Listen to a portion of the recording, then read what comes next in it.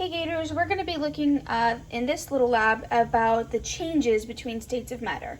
So for this lab in class we would be using Freezy Pops. And so when you buy the Freezy Pops, they come in plastic tubes like this, and it is a liquid, okay? I can squeeze it, we can watch the bubbles change from one side to the other as I lift different ones around. So this is a liquid, and when you want to eat the Freezy Pop, then you want to get it into this state. Okay, in this state, it's harder. I cannot squeeze it, and there's no air bubbles moving through it like there were in this liquid form. So how do you get this to turn to this? Okay, so of course, what's going to be happening is when we put this one in the freezer, the molecules are going to slow down. And when they have slowed down enough due to the decrease in temperature, then they will stop moving and form this solid shape. Okay, now if I had this solid Freezy Pop and I wanted to go back to the way that I originally bought it, what would I need to do? Well, we need to add some heat. So I am going to add some heat, and I'm going to be adding heat here from the stove. And what I did is I heated up some water ahead of time, and I'm going to take this frozen solid Freezy Pop and I'm going to put it into the pan of water.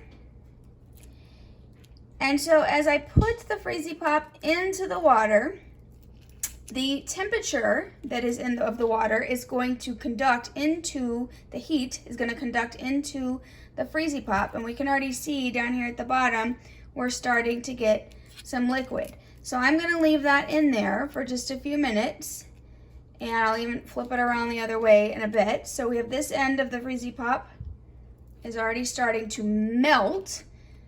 So it froze when we went from a liquid to a solid that was freezing. And now we have the solid one, and we're changing back into liquid form by adding heat.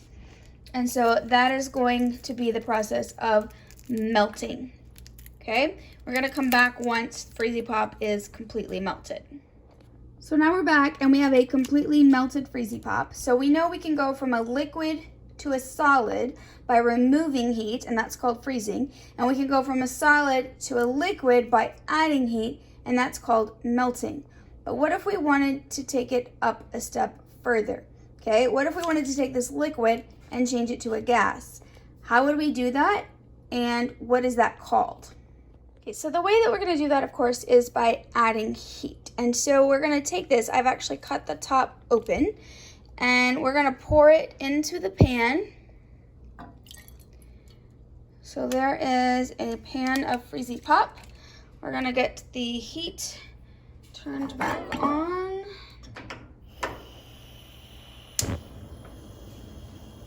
Okay, so I have the Freezy Pop. Now, it's still a cool liquid, but I'm putting it into the pan and putting it over the heat so that you can see what is going to happen whenever I add a heat to this liquid, okay? Just like whenever it was frozen and we added heat, those frozen solid particles were gaining thermal energy, and so when they gained thermal energy, they were able to start moving around.